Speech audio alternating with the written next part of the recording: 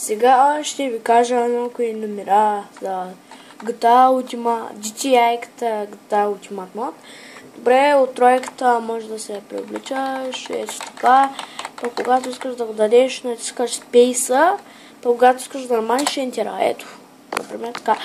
А пък после, ако искаш да ходиш до туалетна, да натискаш 9. И ето, съвсем лесно. Ето. И почакайте малко.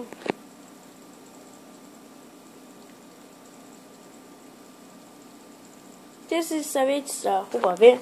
Зависи дали ви харесате. Значи, когато искаш... почакайте, че ченгетата ме гонят. За ченгетата пишете тези думи А, Е, З, А, К, М, И. И готово, завинаги няма да ви гони. А пък после, ако искате да стане пиян, натискате 0. Ето, готово,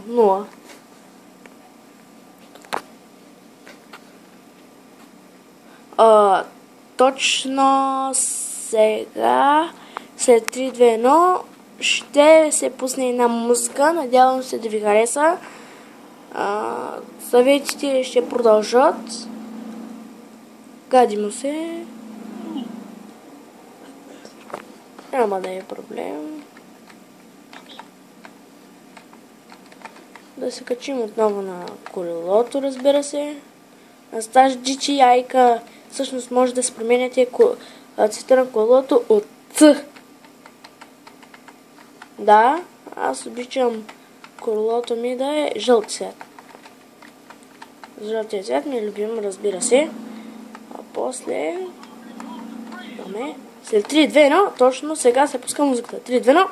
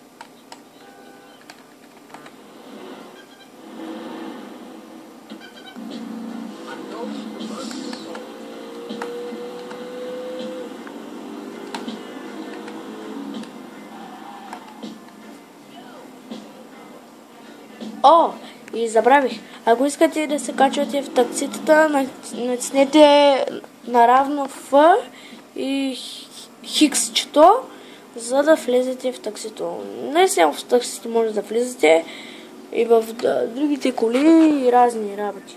Джавърки. И като имате мотор или колело, може да напишете за призрачен знач да ви палва мотора и където минете да избухва пожар. Пишете Ghost Reader, заглавието на призрачен знач, обаче на английски. Това ще ви кажа.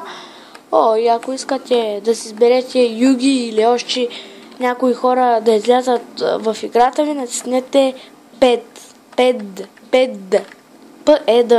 И така ви излизат хора и после си ги избирате от спейса и така. А пък ако искате саманите от Enter, ви вече го знаете.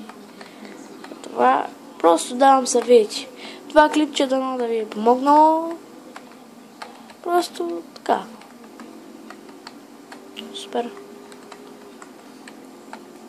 Ако сте гледали GTA Дългите мъркучи, за съжаление трябваше да го изтрия, защото това беше пародия, хора. Гледайте ми някой път, гледайте ми често сайта.